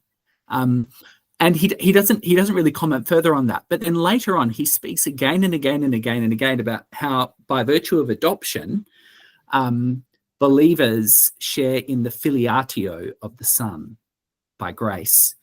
And so I wonder if perhaps by framing things in the way that he does in terms of emanation, which is not his word, communication, if you like, communications and relations, by framing those in the way in which he does, it enables him to maintain the uniqueness of the Son as the one who is eternally begotten of the Father, and that is the basis of who he is, as it were, while still allowing the reality of the inclusion, the blessing of believers being included in the Son's filiatio in a way that in no way diminishes the fullness of the Son's divinity. So that's possibly, he doesn't say all of that anywhere in one place, but it's an inference that perhaps commends itself as the argument unfolds through that massive book. Thank you, everyone. This has been wonderful. Just as a question for all three of you, if any one of you would like to speak up, or anyone else on the call, as far as maybe a potential thesis, a couple ideas to help kind of further some of the work you guys have put into, what would you recommend? I mean, right now I'm looking at writing a thesis, and the possibilities seem endless. But what can I look to or do to help the current trajectories, maybe of some of what you guys have studied? Thanks for that question, Chris.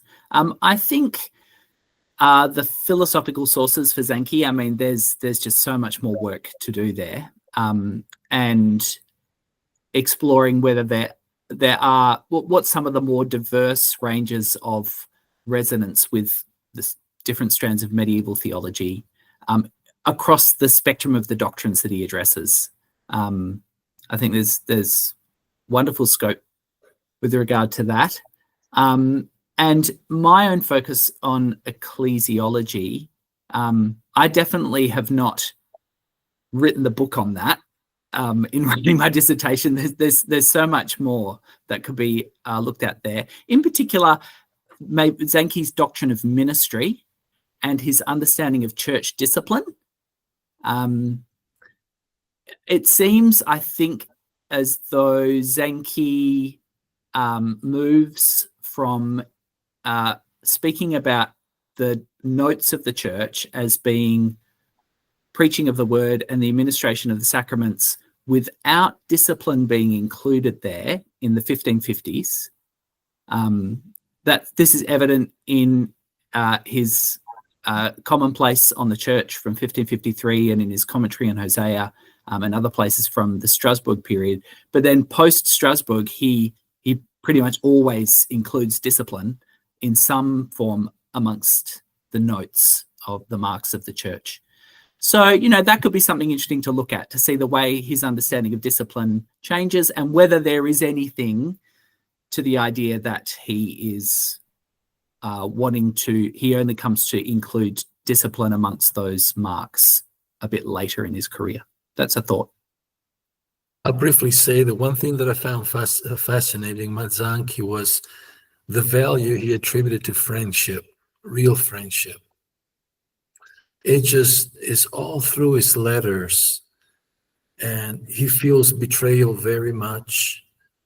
And I think that's a very important topic, because if there's one thing that I noticed through the years, it's like, you know, believers sometimes can be part of the same church for decades and not be true friends. And when something happens, friendships are destroyed, interrupted, and how in the world can that happen? And so the value that Zanchi attributes to friendship is really a recurring theme all through his correspondence, as well as in his commentaries. Like in Ephesians, he speaks several times also the friendship with God and the friendship within the Christian community. That's an element that I found very interesting, the commentary on Ephesians, because it doesn't seem to be a very common theme among reformers at the time.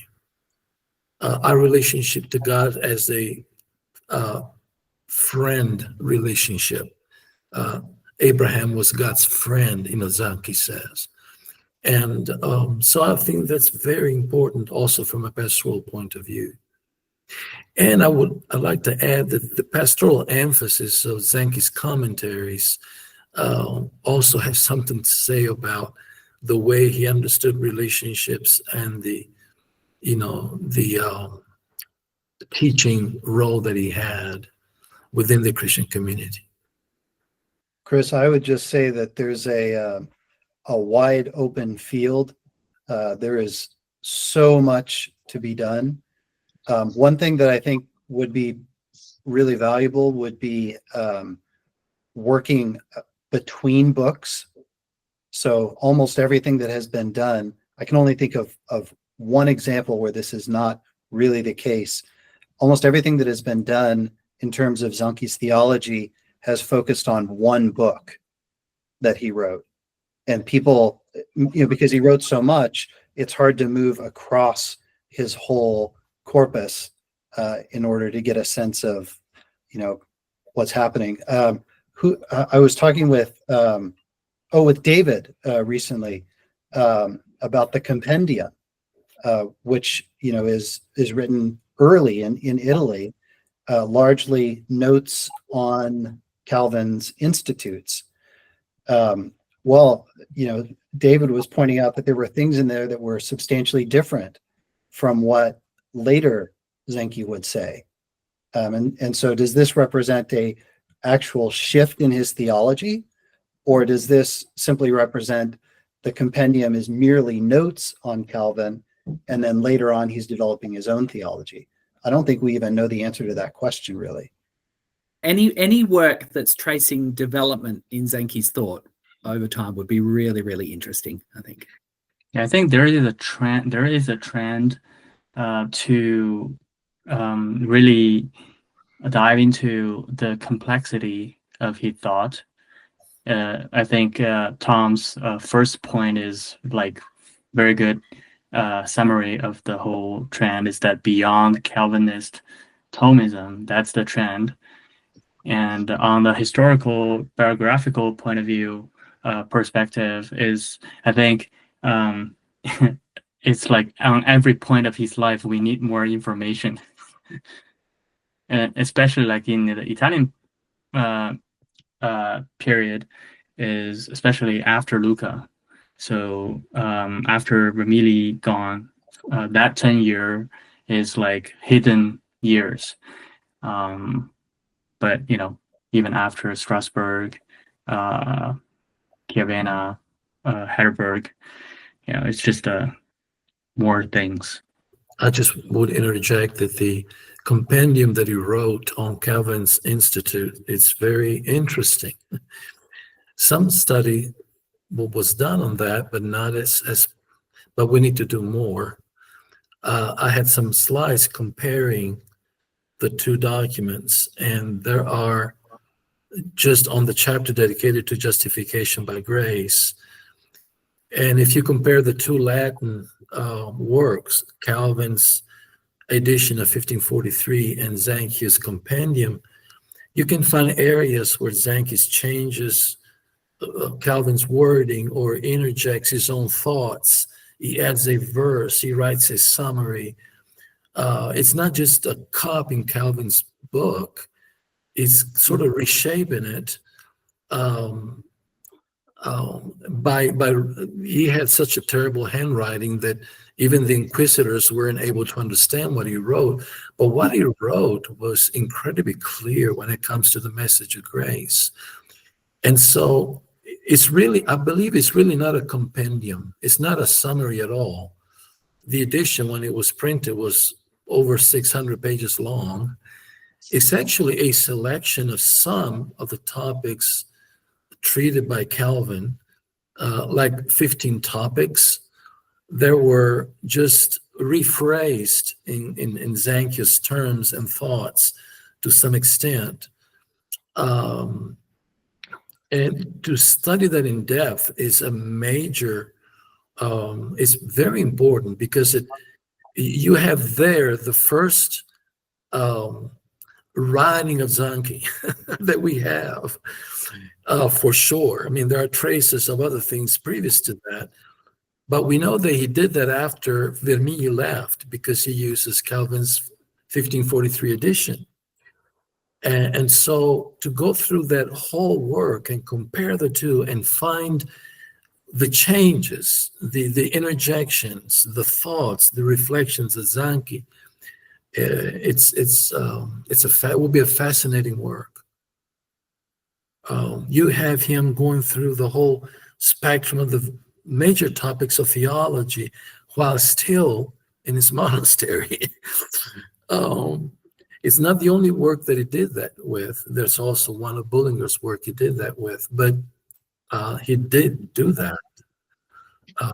Hundreds and hundreds of handwritten pages. Can I just make one brief point here? His first work, as far as I remember, is when he arrives in Strasbourg and he decides to write a defense of the burning of Michel Servetus in Geneva. And yet I don't know where, I've never been able to discover where that work disappeared.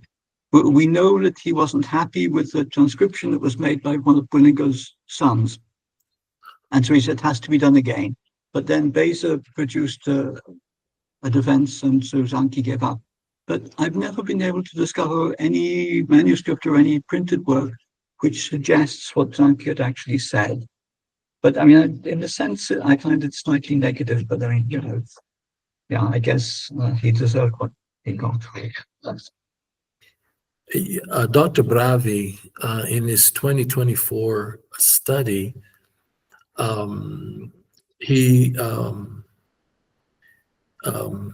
reported in his study this sort of an inquisitorial trial that Zanchi underwent in 1548, I believe, in Pistoia. So he was interrogated, and he gave his answers, and the answers that he gave did not satisfy his superiors. He was suspended for a year from preaching, from confession, and he was punished because they were beginning to see that he was tending towards what they called heresy. But that's a very important document that should be studied. We quoted some of that in our biography, but that's because it shows that Zanchi was very courageous. I mean, what he reportedly preached publicly in Italy in 1548 in the Church of Pistoia was the message of the gospel, spoken in free and clear terms. That's why they stopped him. It seems that Celso Martinengo was more open, more vigorous. Zanchi may have been more cautious, but there he is very plain, at the risk of his own life. That's a tremendously important document.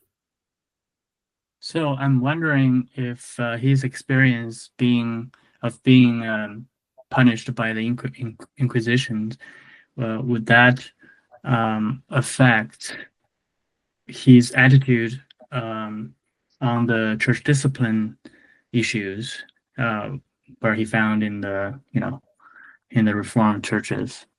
Does that kind of like speaking to maybe his reluctance to fully embrace church discipline in the beginning? He was punished by his own order. He was not punished by the Inquisition, because his own order had its own disciplinary process. He hardly ever let the Inquisition enter into their business, which saved Zanchi's life. Because if the Inquisition had gone after him, it would have been a different story in God's sovereignty. But I would not think that he was impacted by that. It's my understanding that he was more congregationalist in his understanding of discipline, in the contention that he had when he was in Heidelberg. He was asked, about this very matter. It is, the church's responsibility to exercise discipline, church discipline. Yeah, and it should be said, he in 1553, he's still saying that discipline is vital to the health of the church, and that magistrates who prevent it from being properly instituted are at odds with the gospel, he will say, which is quite a fiery thing to say in Strasbourg, I suppose, at that time. But so he does still think it's a critical part of the church's life. But he doesn't say at that point that if it's lacking, then a church loses its legitimacy, which also may perhaps be something that again reflects the Strasbourg context. But he's certainly very similar to Vermigli in taking that more kind of congregational view in terms of the full involvement of the congregation in discipline, rather than that belonging with the magistrate or belonging simply with a consistory. But he differs from Vermigli in the 1550s in that way, in which he's wanting to say that the absence of this doesn't delegitimize a church. And as Thom would tell us, church discipline and the proper ordering of church life remains of central importance for Zanchi. So that in his Confession of the Christian Religion, by far the longest chapter, maybe even the longest chapters, are devoted to the church ministry, and the church in general. That's really striking. I don't know where I read this, but I think I read it somewhere. But his view kind of gradually changed towards a more like rigorous view, but I might be mistaken that in his during his early years, and he was reluctant to or even supportive to some I don't know, anti-Trinitarians or some other figures, but that that's just me talking without my notes on, so never mind.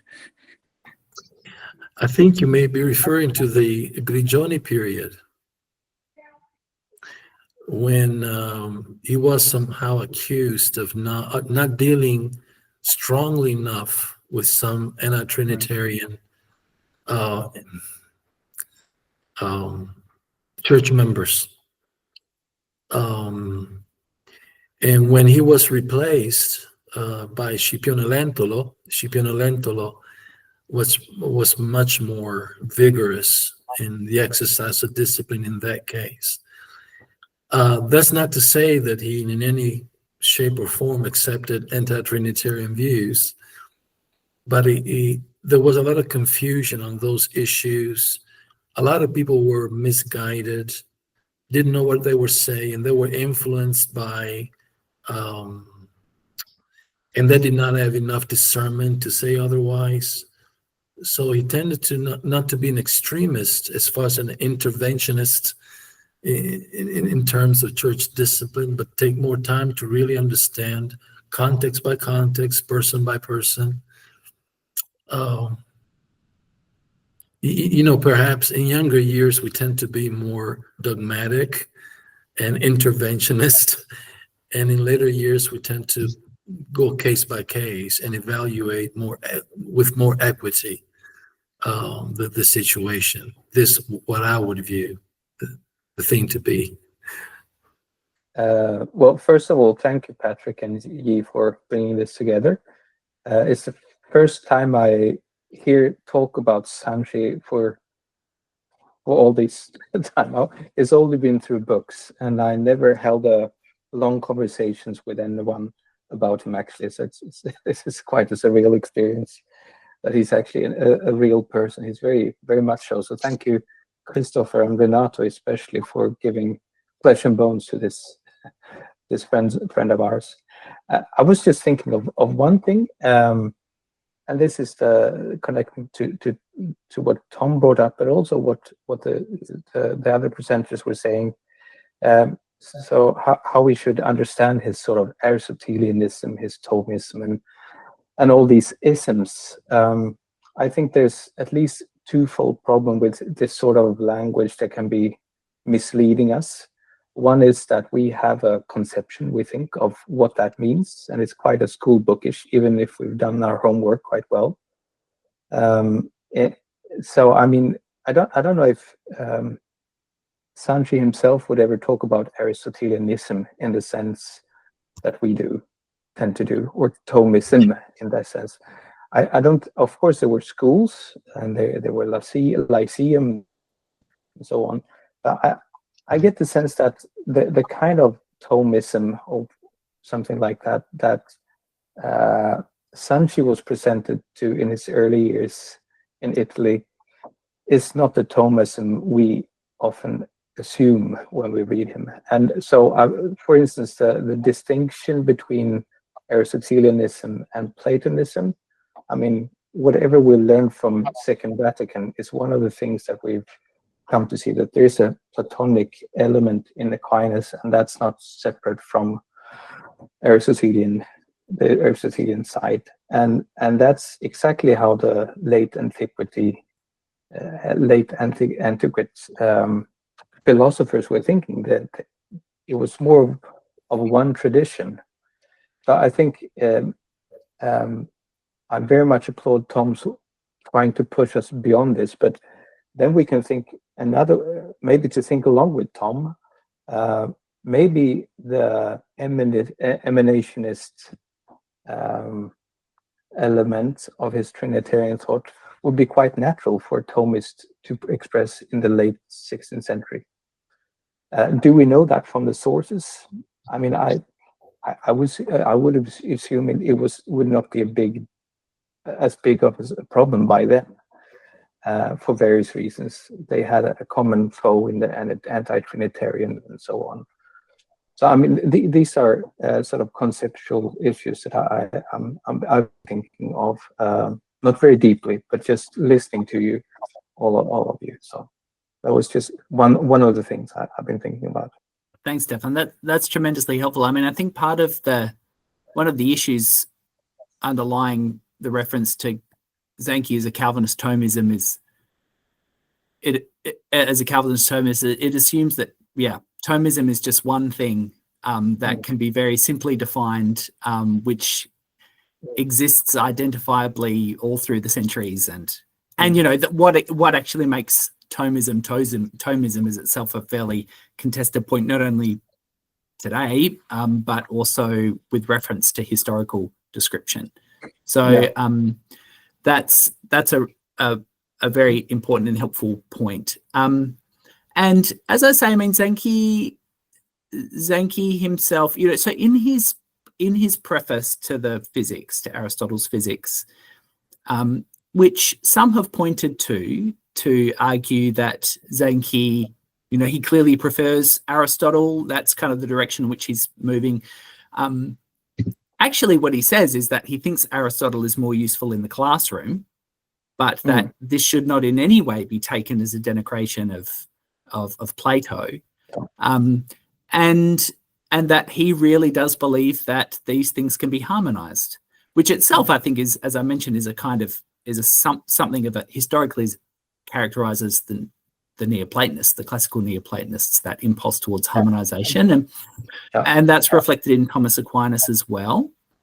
I do think, though, on something like the precise relationship between philosophical knowledge and theological knowledge, and whether philosophy is to be understood as a handmaid of theology, which has to a certain degree its own autonomy apart from theology, as opposed to a kind of approach of Christian philosophy, which would see philosophy as, properly speaking, in no way independent of theology, but as something which is to be, in Bonaventure's terms, reduced to theology.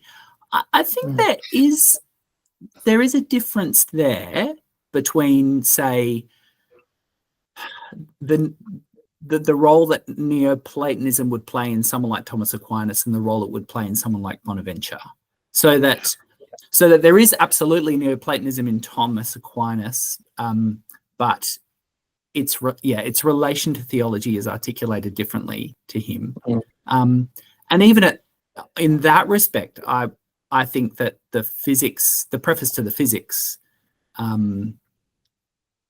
the way in which Zanchi is laying out the relation between philosophy to theology sounds less like Thomas Aquinas, and probably more like someone like Bonaventure. But having said that, you raise a really great point of, to what extent is this controversial in his context? To what extent does he understand himself to be aligning with a particular school? And I think you're dead right. I think we've got to be careful about making those sorts of assumptions. So that's a really helpful point. Well, I just realized a similar point, just to the history is full of these things. I've been writing a chapter in Swedish, I'm afraid, on Aquinas Christology, and I realized that the school of Salamanca used a Scotistic language to basically make a Thomist point, but used a sort of explicit Scotistic terminology. But that would be no problem in the late 1600s, right? So it depends on where you are and where and when you are in time and history, very much. But I very much appreciate the work you're pushing us to do, Thom. So thank you very much for that work. Thanks, Stefan. Yeah, thank you everyone for all of your work. Really appreciate it. Like Chris, I also am in search of a thesis, so I'm happy to be influenced if any of you have any thoughts as well. My attention's turned right now to Zanchi's work on the Incarnation. Just looking at his table of contents, he cites at least 32 different church fathers. He's working through the ecumenical creeds. And he also references Boethius, Bernard of Clairvaux, Peter Lombard, and Thomas Aquinas. In addition to that, he mentions the scholastics, the Greeks and the Latins. So who knows who else he's quoting there. But I'm interested in his work of theological retrieval because he's dealing with the Lutherans' ubiquitarianism, and he's going throughout church history doing his own work of theological retrieval, as we're, interested in theological retrieval of Zanchi. He's doing his own retrieval in his own day. So this is not so much a question, but did any of you have any thoughts on how well read he was, or just him as a model of theological retrieval? I'm interested in learning more about that and seeing, from his own example, how to sort of do theological retrieval. Well, I actually had written a book on that, so I should say something. The first thing I should say is that I wouldn't have written the same book today, but that's true for everyone. It would be very different today. But the Incarnation especially is very much a polemical work, as you probably know, against Martin Chemnitz. So I think there's much more work to be done. I actually come to be quite convinced that both Zanchi and Martin Chemnitz, the second Martin, were actually much closer to each other than they actually thought themselves. So if you want a retrieval project, is to see that to what extent they actually agree, though they use different terminology. That sounds like an easy way out, perhaps, or a very hard way out, perhaps. And I could probably explain myself much more if I had more time, but I think there's much more work to be done there. That's I've made some suggestions in my book, but I think tracing the patristic influence is interesting. I know Stephen Duby's latest work. Stephen Duby. It's an American theologian. His work on what's it called, God and the Incarnation, or classical theism, is relying on Zanchi quite a bit. So that's as a model for retrieval as well. Yeah, that looks like the one I have. It's still on my shelf. I haven't read it yet either. No. Yeah. And of course, Richard Cross' work, the Communicatio Idiomatum, if you get through it. Good luck. I actually heard that the Metaphysics of the Incarnation is coming for a second edition. I had some correspondence with him recently. I think we will go ahead and bring this to an end at this point. Very grateful, especially to our three presenters, but to everyone who participated. This has been a lot of fun. It's something that I've wanted to do for a long time, and Yi stimulated me to get on with it. So thanks to him, and thanks to everybody. We'll be in touch about a possible next meeting, and we hope to see all of you there.